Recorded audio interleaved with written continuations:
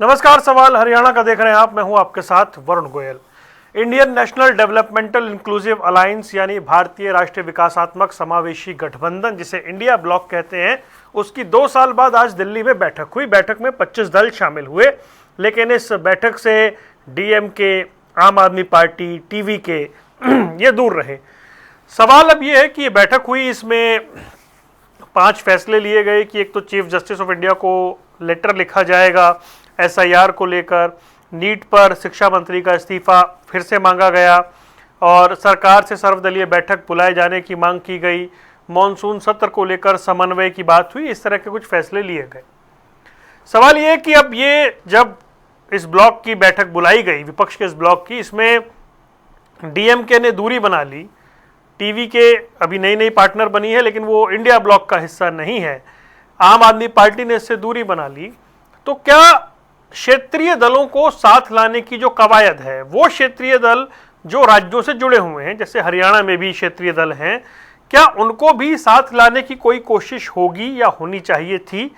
या कांग्रेस मौजूदा समय में जिस तरीके से ये ब्लॉक है, इसमें कुछ साथी दूर हो गए हैं, अलग हो गए हैं, तो आने वाले समय में क्या और लोगों को जोड़ने का प्रयास होगा? इसी पर आज हम बात करने जा रहे हैं कि ये जो Indian national developmental inclusive alliance यानी जो ये गठबंधन है, जो इंडिया ब्लॉक है, इसमें कांग्रेस की भूमिका कैसी होनी चाहिए? क्या समावेशी और लोगों को जोड़ने के प्रयास होने चाहिए या फिर वो जिस तरीके से चल रही है इस समय वैसे ही चलेगी? इस पर बात करेंगे और कई खास मेहमान हमारे साथ जुड़ रहे हैं। सुरेश रोड जी कांग्रेस का पक्ष रखने के लिए हमारे साथ इस चर्चा में जुड़ गए। इसके अलावा 2 और खास मेहमान, रजत पंजेटा हमारे साथ, वो भी इस चर्चा में शामिल हो गए हैं। राजबीर रोहिल्ला वो भारतीय जनता पार्टी का पक्ष रखेंगे। तो चलिए सभी मेहमानों के पास चलते हैं और इस चर्चा की शुरुआत करते हैं। रोड साहब, ये फ्यूचर पॉलिटिक्स, अब सवाल हरियाणा का ये है कि और ऐसे भी दल हैं जो प्रदेशों में हैं और वो बीजेपी का विरोध करते हैं, क्या सबको साथ लाने का प्रयास होगा ऐसी पृष्ठभूमि में, जब हम देख रहे हैं कि 2 बड़े दल जो हैं या 2 प्रमुख ऐसे आपके सहयोगी थे वो इससे दूर हो गए हैं? तो अगर इस ब्लॉक का फ्यूचर और ब्राइट है या बीजेपी से मुकाबले के लिए, तो और दलों को लाने में कांग्रेस की भूमिका क्या होनी चाहिए?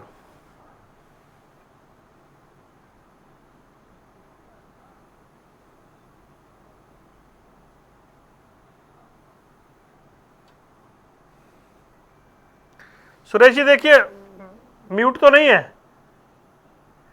चलिए, म्यूट नहीं है तो फिर मैं आपके लौट रहा हूं, एक बार आपको सुनवा देते हैं कि इस ब्लॉक को लेकर क्या कुछ कहा गया, फिर लौट रहा हूं आपके पास। हमने देखा कैसे फूलों के गुलदस्तों के साथ अरविंद केजरीवाल जी, ममता बनर्जी जी, खरगे जी सब ऐसे मिल रहे थे जैसे बहुत बड़ी स्ट्रेटेजी की बैठक होने वाली है। पहले यही सब बैठक स्टेडियम में होती थी। आप सब देखे होंगे कैसे बेंगलुरु के स्टेडियम में एक दूसरे के हाथ पकड़ करके सभी लोग खड़े थे। धीरे धीरे अब वो कॉन्स्टिट्यूशन क्लब के एक रूम में होती है। अब स्टेडियम नहीं भरता है, कॉन्स्टिट्यूशन क्लब के एक रूम में ही होता है ये बैठक। People, that's all. 5 decision, big decision. Kindly brief about what happened inside. What happened inside the entire meeting was successfully. Why not? What is the question of this thing? Everything went on well. That is why everybody was there in the conference. Then next meeting will be in Hyderabad. We told them.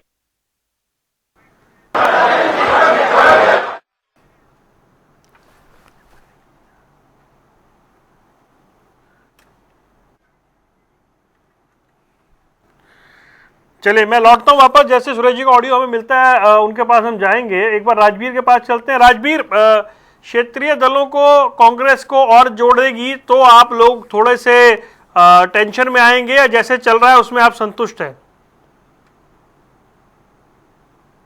Varun ji नमस्ते, प्रवक्ता साथियों को और आपके दर्शकों को मेरी Ram Ram ji. Varun ji, India गठबंधन या इंडी गठबंधन कभी था ही नहीं। ये नीतीश कुमार जी ने शुरू की थी इसकी व्यवस्था को 2023 में।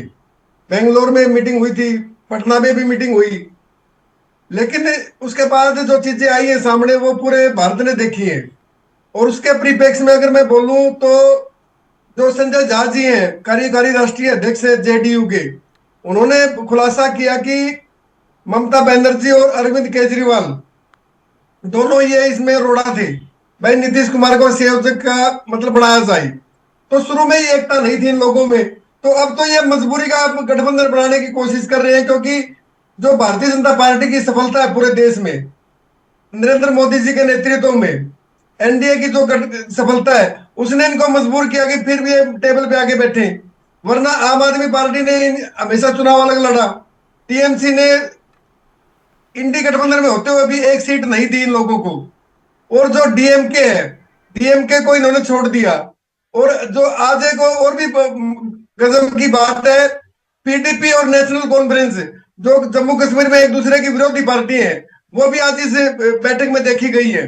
तो कहीं ना कहीं वो आज तो मोदी जी का जो प्रभाव है, भाजपा का जो प्रभाव है, एनडीए का जो प्रभाव है, उसके कारण इन लोगों को मजबूर कर दिया भाई ये लोग इकट्ठे होने की कोशिश करें। दिखावा तो कम से कम कर ही सकते हैं, क्योंकि जो मतभेद है इन लोगों में, ना तो इनका कोई नेता है, और ये जो सामूहिक नेतृत्व की बात करेंगे वो बात कहीं भी एग्जिस्ट नहीं करती, क्योंकि कोई भी गठबंधन है, संगठन है, वो कमांडर के बगैर नहीं चलता। तो इसमें जो मतभेद है वो धीरे धीरे सामने आएंगे, क्योंकि अखिलेश यादव ने भी कहा था पिछले दिनों, भाई जीत की मतलब कोशिश रखो, सीटों की इच्छा मत रखो। तो जो इनके आपस में ही जो फूट है, सिर्फ फुटबॉल जो होगी आने वाले समय में भी, अभी तो कोई चुनाव है भी नहीं फिलहाल, तो देश का चुनाव भी 2029 में होना है, तो उससे पहले इनके सारे वो बोलते हैं ना, घर में जो बर्तन है वो सारे आपस में बजने लगेंगे। नहीं, राजवीर और भाई, जो डीएमके और दो बातें हैं ना, मैं तो इसको थोड़ा राज्यों के कॉन्टेक्स्ट में लेकर आ रहा हूँ। जैसे हरियाणा में आईएनएलडी ने प्रयास किया था उस समय, लेकिन कहा गया कि जी हरियाणा का नेतृत्व नहीं माना। फिर जो चुनाव हुए विधानसभा के, उसमें ये कहा गया कि अगर आम आदमी पार्टी साथ आती तो जो ये आधा पौना % का गैप रहा, ये गैप भी भर जाता, वो नहीं हुआ। तो वो जो पीछे चीजें हुई हैं उनसे सबक लेते हुए कांग्रेस अगर हर राज्यवार स्थिति के हिसाब से आगे बढ़े तो शायद परिस्थितियां अलग हों, आपको लगता है? चलो ठीक है, मैं हरियाणा की बात कर लेता हूँ। अभय सिंह चौटाला खड़गे जी से जाके मिले थे इंडिया गठबंधन के मतलब शामिल होने के लिए, और उन्होंने रैली के लिए आमंत्रित किया था फतेहाबाद के लिए। तो खड़गे जी का कोई जवाब नहीं आया। रही आम आदमी पार्टी की बात, बैठकों का दौर चला, तो कहीं ना कहीं जो कांग्रेस का इतिहास रह गया, अपने जो साथी है उनको निपटाना, उनको ये निपटाने का काम करते हैं, और इस कारण इन लोगों में ये जो फूट है। और मुझे नहीं लगता कि आने वाले समय में हरियाणा में कोई पार्टी इनके साथ जाना पसंद करेगी, क्योंकि हरियाणा का जो कल्चर है वो अलग है। अब आम आदमी पार्टी के आप देख लो, हरियाणा में उनका क्या है, कुछ भी नहीं है।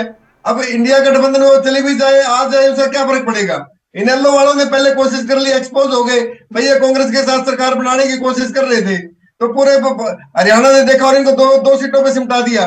तो कहीं ना कहीं जो एकता की बात है, मुझे नहीं लगता कि कहीं आएगी आगे। और ये चीजें हरियाणा में जो चल रही है, और तीसरी बार हरियाणा में सरकार आई है, वरुण जी कोई छोटी बात नहीं है। तो जनता का कहीं ना कहीं जो भरोसा भारतीय जनता पार्टी पर बना हुआ है, नरेंद्र मोदी जी पर, नायब सैनी जी पर बना हुआ है, वो बरकरार है, अभी आने वाले समय में भी बरकरार रहेगा। ठीक है, मैं एक बार कोशिश करता हूं, अगर ये टेक्निकल दिक्कत दूर हुई हो तो। सुरेश जी, मेरी आवाज सुन पा रहे हैं आप? जी सुरेश जी, और रजत तक भी शायद आवाज नहीं जा रही है। जी सुरेश जी, आपको आवाज आ रही है मेरी? नहीं, आपकी आवाज मुझे नहीं आ रही है लेकिन।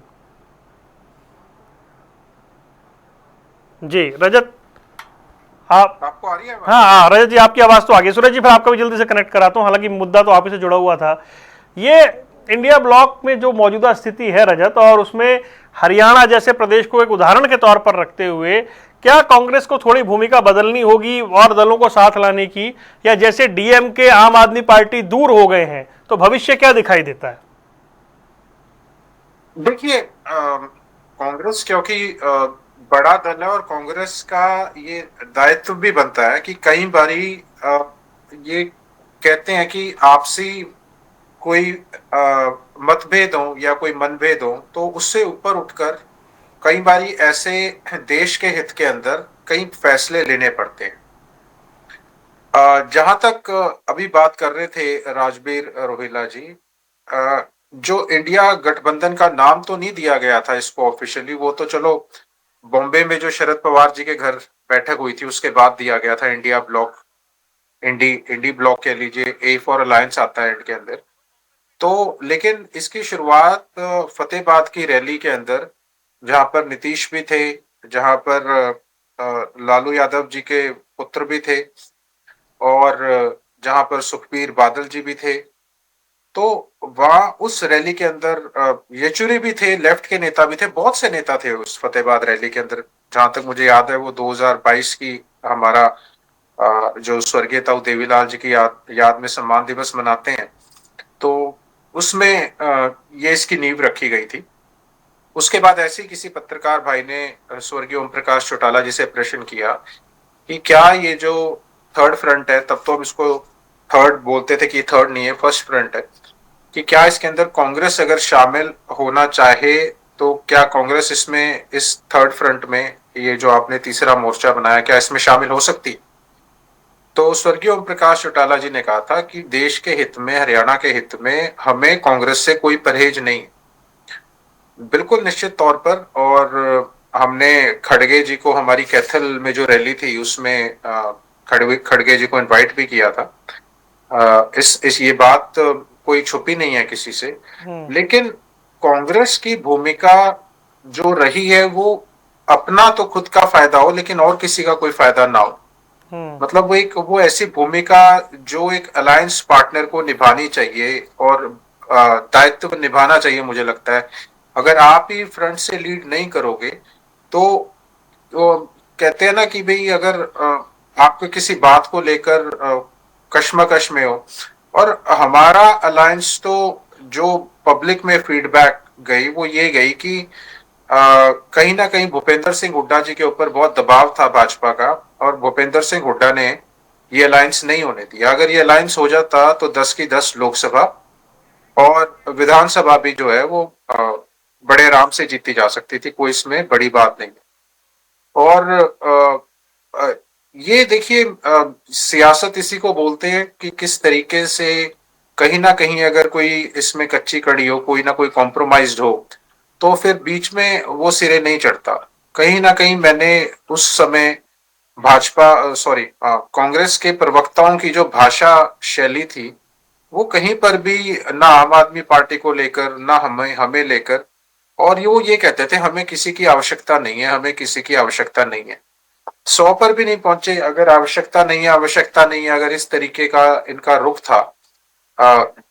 और देखिए जहां तक अब इनका सवाल है अंदर की राजनीति जो कांग्रेस की है, वो तो दो कंटेंडर थे, मैं आपको थोड़ा खुल के बताता हूँ। एक तो ममता बनर्जी थी और दूसरे अरविंद केजरीवाल थे। ये मैं कह रहा हूँ कि जो एक क्या कहते हैं कि पीएम की जो कोई, अब ब्लॉक है, इंडिया ब्लॉक है, तो उसके अंदर जाहिर सी बात है कि अलग जो घटक दल है वो अपनी दावेदारी मुख्य प्राइम मिनिस्टर को लेकर पेश करें। तो ये कहीं ना कहीं बात जरूर थी जो कांग्रेस को भी अंदर से खटक रही थी। कांग्रेस चाह तो रही थी कि हमारे साथ ये घटक दल आए, मगर कांग्रेस के अंदर भी कहीं ना कहीं एक तरफ तो इन्होंने हाँ भी कर दी थी। जब मुझे याद है अभी भी, जब चंद्रबाबू नायडू जी ने और नीतीश जी ने इस सरकार को सपोर्ट करने का फैसला किया, उस समय कांग्रेस के बिल्कुल स्वर बदले हुए थे। उस समय कांग्रेस प्राइम मिनिस्टर का पद भी जो है वो नीतीश जी को देने को तैयार थी। कोई भी पोर्टफोलियो, कोई भी मिनिस्ट्री का चंद्रबाबू नायडू जी को देने को तैयार थी। तो कांग्रेस भी है वक्त के हिसाब से आपको एक परमानेंट, जैसे एनडीए अलायंस शुरू में रहा, तो एनडीए ऐसा नहीं है, एनडीए के भी बहुत लगभग बराबर ही घटक दल है, कुछ दो चार ऊपर नीचे होंगे। तो हाँ, तो ऐसा नहीं है कि बीजेपी के साथ कोई और पार्टीज को, इन्होंने रीजनल पार्टीज को नहीं लिया। और दोनों देखिए रीजनल पार्टीज को लिए बिना अब जो हालात हैं, अब आप देखिए पासवान जी के पुत्र हैं, कहीं कहीं हैं, कोई कहीं है, तो इतने अगर पार्टीज को आप साथ लेकर नहीं चलेंगे, और जहां तक 2029 के चुनाव हैं, आम चुनाव जो हैं, उसके अंदर बहुत मतलब 15 साल की एंटी इनकम्बेंसी होएगी सरकार के खिलाफ। और दोनों ही पार्टी, और कांग्रेस भी आपको पता है जो 100 का आंकड़ा तक नहीं पार कर पाई, दोनों पार्टीज के लिए अगली सरकार बनाने में क्षेत्रीय दलों की बहुत अहम भूमिका रहेगी। क्योंकि क्षेत्रीय दलों में ऐसा नहीं होता, ये होता है कि एक म्यूचुअल फायदा होता है। कांग्रेस बहुत छोटी सोच के साथ चलती है। कांग्रेस केवल देखती है कि अच्छा हमें सीट पे हमें फायदा हो जाए, दूसरी सीट के ऊपर अगर हम कहीं मतलब जीत हार की पोजीशन में भी हैं तो क्यों ना हम अपना ही खड़ा कर दें। उसी ने इनका अलायंस पंजाब में बिगाड़ा, उसी बात ने इनका अलायंस दिल्ली में बिगाड़ा, उसी बात ने इनका अलायंस हरियाणा में बिगाड़ा। तो देखिए ये तो अब देखना पड़ेगा कि आपकी आज मौजूदा स्थिति क्या है। अगर एक तरफ आप सब चीजों को साइड पे रख दें और सोचें कि चलो नहीं, कहीं पे सब कुछ फ्री एंड फेयर है, एक मिनट के लिए मान लें, तो उस पोजीशन के अंदर कहाँ खड़े हैं आप?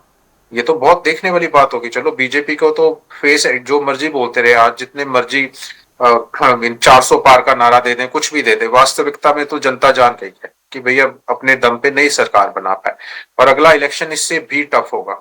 मुझे अभी भी पता है कि वाराणसी की सीट खुद मोदी जी के लिए कितनी टफ हो गई थी। तो आने वाले समय के अंदर मुझे लगता है कि अगर क्षेत्रीय दलों के साथ आपस में वो सद्भाव बना के रखेंगे तो एक और एक ये 11 होने का काम करें। रजत, मेरा सवाल ये है कि जैसे आपने ये जिक्र किया, अब हम कोशिश कर रहे हैं, सुरेश जी से कोई टेक्निकल दिक्कत है, जुड़ नहीं पा रहे। मैं ये जानना चाह रहा हूँ कि जैसे लोकसभा चुनाव में हुआ, आप लोग गए, आप लोगों ने आगे कोशिश की, जनता टीवी पर ओम प्रकाश चौटाला जी ने कह दिया सबसे पहले कि हमें कांग्रेस से गठबंधन में कोई एतराज नहीं है।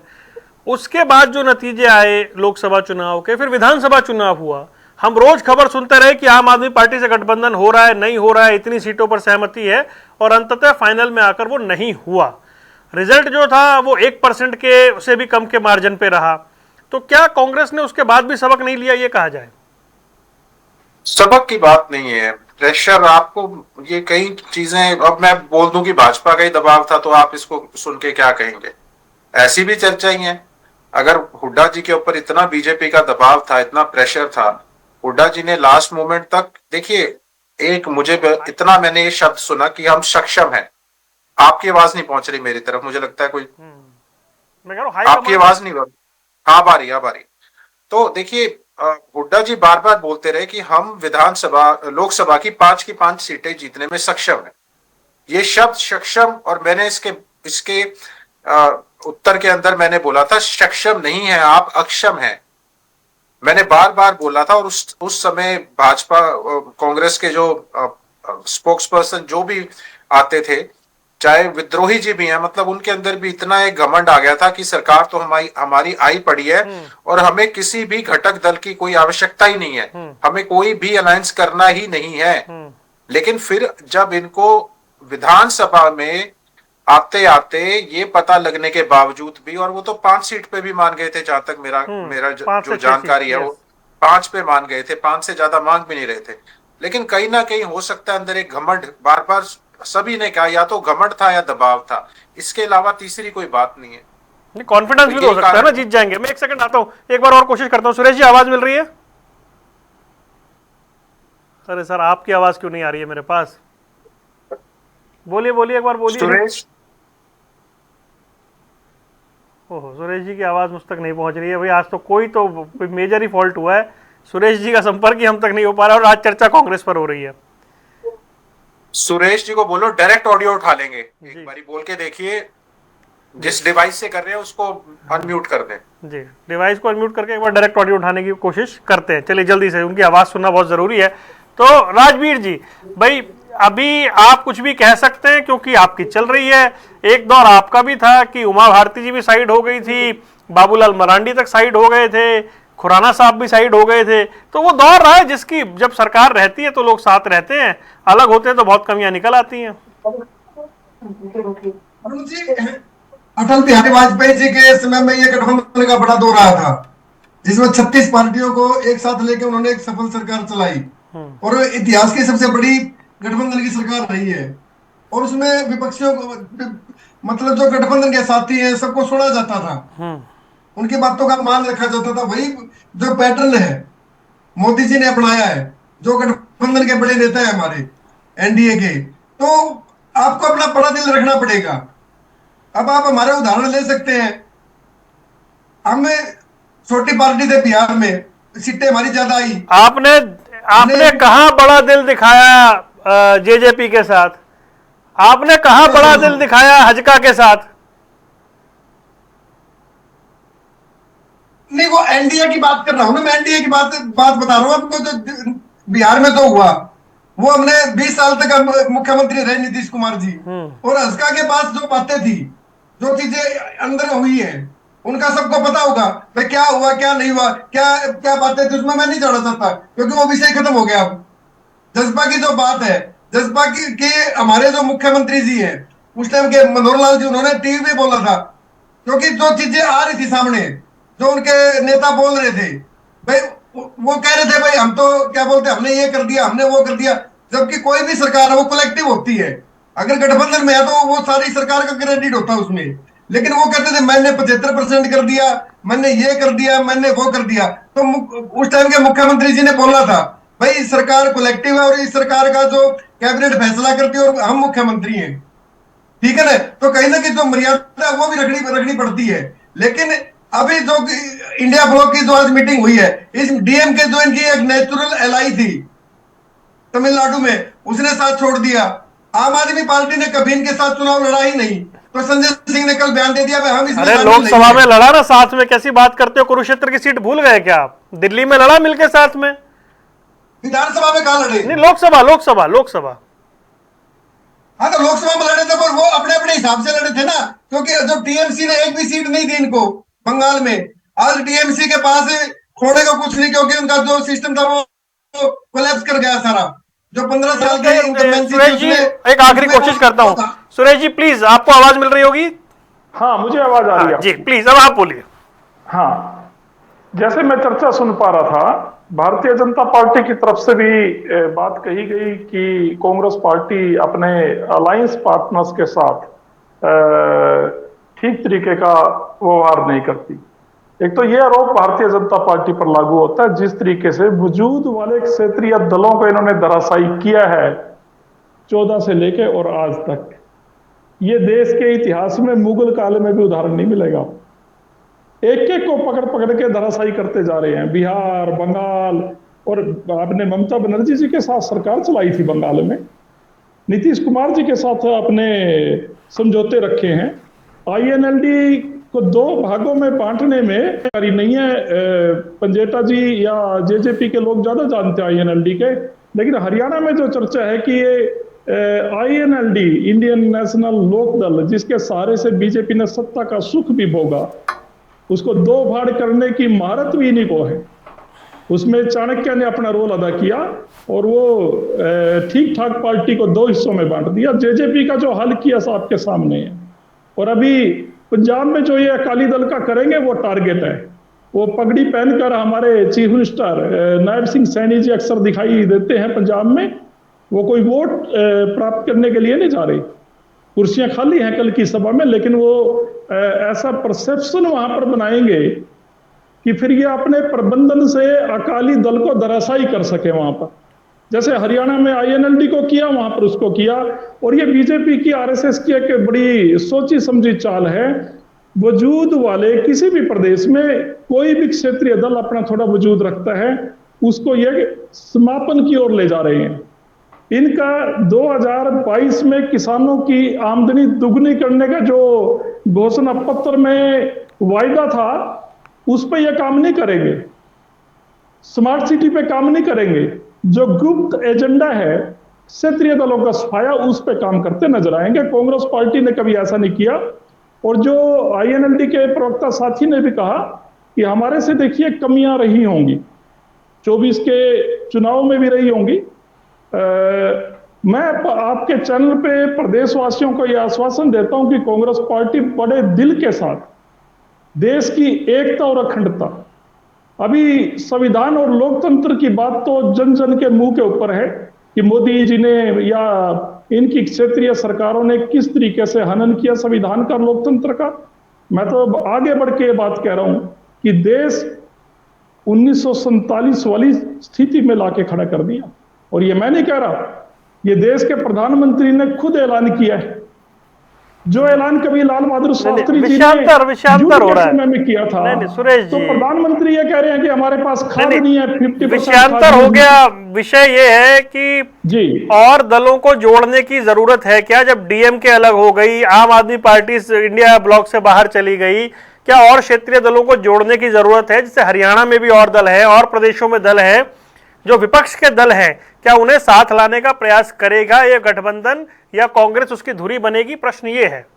हाँ वरुण जी, मैं शायद शुरू में ये बात मैंने बताई थी, लेकिन मेरी आवाज आप तक नहीं आ रही थी कि कांग्रेस पार्टी के दरवाजे उन दलों के लिए या उन नेताओं के लिए हमेशा खुले हैं जो कांग्रेसी विचारधारा पर आगे बढ़ते हैं। और किसी भी प्रदेश में जब चुनाव आता है तो चुनावी रणनीति पार्टी चुनाव से पहले बनाती है।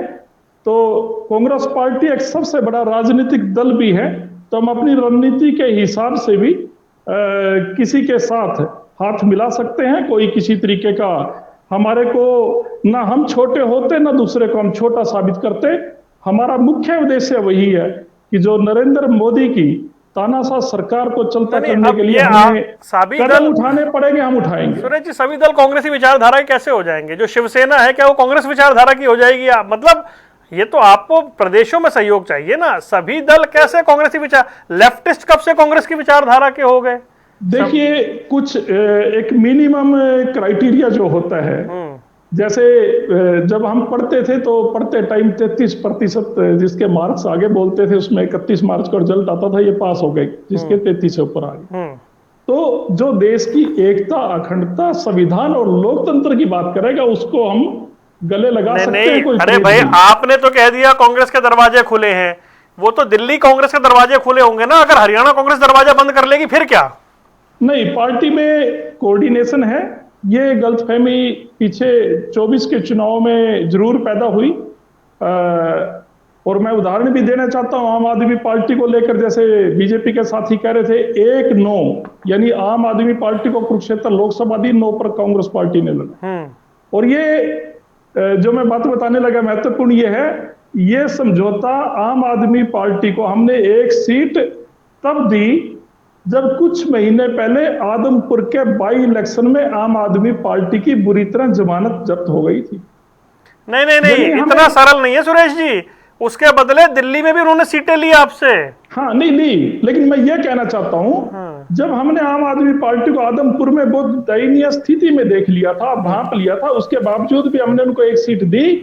वो इसलिए दी कि हमें हो सकता है कि आम आदमी पार्टी से समझौते में 9 सीटों पे इतना लाभ ना हो, लेकिन उसके बावजूद भी हमने हाथ इसलिए मिलाया कि हम एक बड़ा दिल करके और भाजपा के खिलाफ एक मजबूत इंडिया जनबंधन बनाकर आगे बढ़ना चाहते थे। ठीक है, ओके।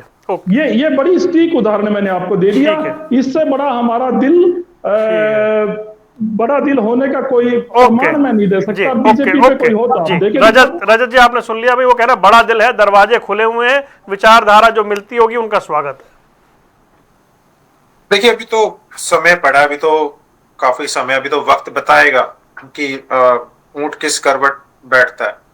लेकिन ये जरूर है कि कुछ हरियाणा के नेताओं की याददाश्त थोड़ी सी कमजोर है। उन हरियाणा के नेताओं तक ये बात पहुंचाना चाहता हूं कि जब वो ये बोलते हैं कि कभी प्रेसिडेंट का चुनाव होता है तो आईएनएलडी जो है वो बीजेपी को या बीजेपी के उम्मीदवार को वोट करती है। श्रीमती द्रौपदी मुर्मू के इलेक्शन के अंदर शिवसेना ने, जेएमएम ने और जो इनके उत्तर प्रदेश के समाजवादी पार्टी है उन्होंने भी सपोर्ट किया था।